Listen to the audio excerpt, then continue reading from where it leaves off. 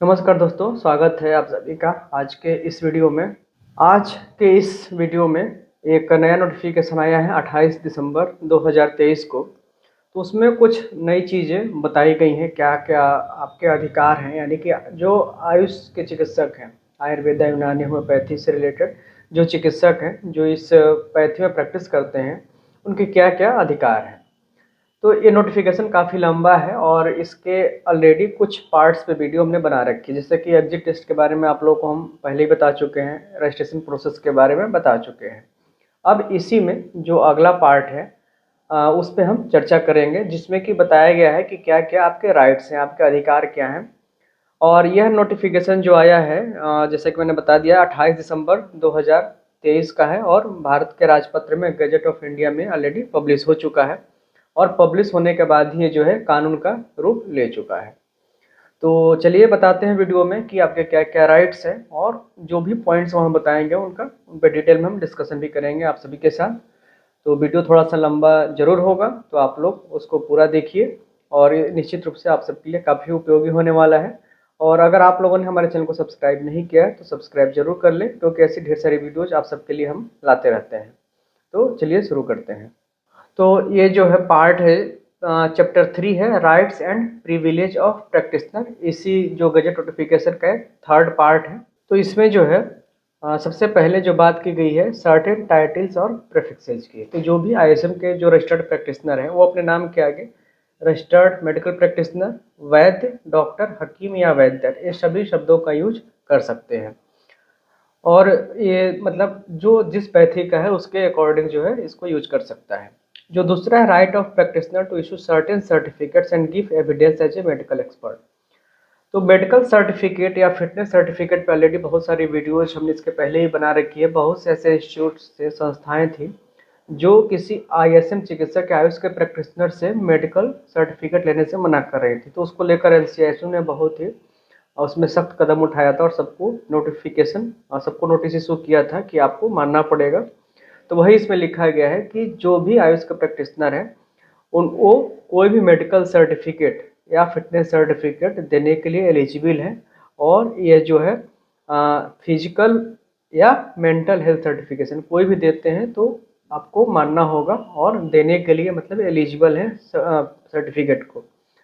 जो अगला है कोर्ट के प्रोसीजर के लिए। कई बार ऐसा होता है कि बहुत से ऐसी कोर्ट की प्रोसीडिंग्स होती हैं जहाँ पे आयुष के चिकित्सकों की गवाही नहीं मानी जाती है। तो इसमें उन्होंने जो इसमें एक्ट में चेंजेस किए हैं, इसमें लिखा है कि कोर्ट में अगर आयुर्वेद के एक्सपर्ट के रूप में या यूनानी के एक्सपर्ट के रूप में, होम्योपैथिक एक्सपर्ट के रूप में जो भी जैसी स्थिति बनती है, अगर कोर्ट बुलाता है गवाही के लिए तो जितने भी आयुष के प्रैक्टिशनर हैं वो उसके लिए एलिजिबल हैं गवाही देने के लिए। और वो अपनी एविडेंस दे सकते हैं रिलेटिंग टू अष्टांग आयुर्वेद, यूनानी, सिद्धा एंड सोवारिग्पा सिस्टम ऑफ मेडिसिन, यानी कि जो जिस पैथी का चिकित्सक है उसमें अपनी गवाही दे सकता है कोर्ट के कोई भी प्रोसीडिंग के दौरान। अब जो तीसरा पॉइंट है वो है right of practitioner to certain appointments. कई बार ऐसा देखने में आता है कि जो बहुत सी संस्थाओं द्वारा ऐसा कहा जाता है कि जो आयुष के चिकित्सक हैं अलग अलग संस्थाओं के मतलब आप डायरेक्टर नहीं हो सकते, प्रैक्टिशनर नहीं हो सकते, सर्जन नहीं हो सकते, बहुत सारी चीज़ें देखने को आती हैं। तो इसमें इस क्लॉज में उन्होंने क्लियर कट मेंशन किया है, AYUSH practitioner shall be eligible to hold any appointment as a physician, surgeon, teacher, administrator, adviser, consultant, researcher, any medical officer in any hospital, infirmary, lying in hospital or any institution imparting education of medicine either central or state। यानी कि कोई भी आयुष का practitioner है तो physician हो सकता है, सर्जन हो सकता है, टीचर हो सकता है, एडमिनिस्ट्रेटर हो सकता है, एडवाइजर हो सकता है, कंसल्टेंट हो सकता है, मेडिकल ऑफिसर हो सकता है। यानी कि इन सारे पदों के लिए वो एलिजिबल है, वो किसी भी पद पे नियुक्ति उसकी की जा सकती है। इसके अलावा जो है जो अगला है right to practise Indian system of medicine. तो इसमें है कि इसमें एक काफ़ी इंपॉर्टेंट है, ये जो 9th नंबर पॉइंट है वो आप सबके लिए काफ़ी इंपॉर्टेंट है कि इन्होंने बहुत सारे जो है आपको एग्जाम्पशन दे रखे हैं, बहुत सारी जो हमारा जो राइट्स है प्रैक्टिस का उसमें बहुत सारे एक्सटेंशन दिया इन्होंने। और हर जगह एक दो लाइन ऐसे इसमें ऐड किए गए हैं कि आप इसमें अपने हिसाब से अपनी ट्रेनिंग टीचिंग के अकॉर्डिंग जो है और अपने सिलेबस के अनुसार आप प्रैक्टिस कर सकते हैं। तो जो पहला है, the practitioner shall have the right to practise any such type of medicine to the extent of his qualification, यानी कि any such type of medicine, कोई भी मेडिसिन। अब इसकी व्याख्या हम कैसे करें ये थोड़ा सा मुश्किल है, लेकिन इसमें ये कहा जा सकता है कि एनी टाइप ऑफ मेडिसिन का मतलब कि हम एलोपैथिक दवाओं का प्रयोग कर सकते हैं, या अगर हमारी ट्रेनिंग में यूनानी मेडिसिन पढ़ाया गया है तो हम उसका प्रयोग कर सकते हैं। अगर हमें अपने ट्रेनिंग टीचिंग के दौरान सवारिकवा पढ़ाया गया है तो हम उसकी भी प्रैक्टिस कर सकते हैं। Up to the extent of qualification, मतलब एक तो हमारी क्वालिफिकेशन क्या है और एक हमारी टीचिंग ट्रेनिंग और हमारा सिलेबस क्या कहता है। तो इतना तक जो है आपको इसमें राइट्स दिए गए हैं कि आप वहाँ तक कोई भी टाइप ऑफ मेडिसिन का प्रयोग कर सकते हैं। दूसरा जो है, the practitioner shall have the right to use any such instrument either clinical, surgical और any other medical specialty for diagnosis, treatment और मिटिगेशन ऑफ डिजीज। तो इसमें है कि कोई भी इंस्ट्रूमेंट, चाहे हम क्लिनिकल या सर्जिकल या किसी डायग्नोसिस के लिए, ट्रीटमेंट के लिए, हम उन सभी इंस्ट्रूमेंट का प्रयोग कर सकते हैं।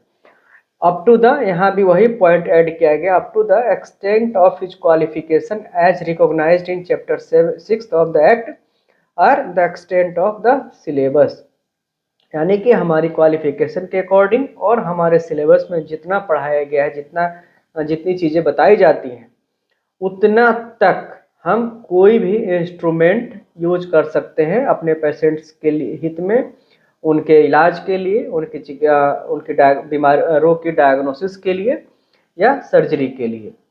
जो थर्ड पॉइंट है, the practitioner shall have the right to advise, prescribe और conduct any such medical procedure, surgery और एडवाइस, प्रेस्क्राइब और conduct any investigative test procedure, यानी कि जो प्रैक्टिशनर है आयुष का एडवाइस दे सकता है, प्रेस्क्राइब कर सकता है या कंडक्ट कर सकता है। तीन चीज़ें हैं इसमें, मतलब हम सलाह दे सकते हैं, लिख सकते हैं या हम डायरेक्ट उसको प्रयोग कर सकते हैं, कंडक्ट कर सकते हैं कोई भी मेडिकल प्रोसीजर, सर्जरी या कोई भी इन्वेस्टिगेटिव टेस्ट। और इसमें भी वही चीज़ें हैं, up to the qualification, extent of qualification and syllabus, मतलब जितना हमें पढ़ाया गया है या हमारे सिलेबस में जितनी चीज़ें हैं उतना तक हम कोई भी मेडिकल प्रोसीजर या सर्जिकल प्रोसीजर या इन्वेस्टिगेटिव प्रोसीजर हम कर सकते हैं। जो चौथा पॉइंट है, the practitioner shall have the right to conduct any such emergency procedure और administer any such medicine to the patient at the time of emergency as part of his duty. जो अगला फिफ्थ पॉइंट है, a practitioner shall have the right to prescribe telemedicine. तो telemedicine तो already जो है Covid के बाद से यूज हो रहा है और सभी लोग यूज कर भी रहे हैं टेलीमेडिसिन, और इसके रूल्स और रेगुलेशन जो टाइम टू टाइम NCISM के द्वारा बनाए जाते हैं, उस नियम के अंतर्गत टेलीमेडिसिन आप कर सकते हैं। The practitioner shall have the right to practise the procedures required to practise Ashtanga Ayurveda supplemented with modern advancement, यानी कि आप जो है अष्टांग आयुर्वेद में जो भी प्रोसीजर्स बताए गए हैं उनका प्रयोग कर सकते हैं विथ मॉडर्न एडवांसमेंट। तो ये थी इस नोटिफिकेशन में जो rights and privilege of practitioners का जो बताया गया है, क्या क्या आपके अधिकार हैं, क्या क्या आप कर सकते हैं, कौन सा सर्जरी, मेडिकल प्रोसीजर या इन्वेस्टिगेटिव प्रोसीजर क्या क्या आप कर सकते हैं, उसमें सारी चीज़ें इस एक्ट में बता दी गई हैं। और निश्चित रूप से इस एक्ट की कॉपी आप अपने पास रखिए, क्योंकि आप सबके लिए काफ़ी ज़्यादा ये उपयोगी होगी भविष्य में। तो इसमें देखा जाए तो उन सारी चीज़ों का प्रावधान कर दिया गया है। अगर आपकी ट्रेनिंग टीचिंग हुई है और आपका सिलेबस जिन जिन चीज़ों को अलाउ करता है करने के लिए, जिन सर्जिकल प्रोसीजर्स को, तो आप कर सकते हैं।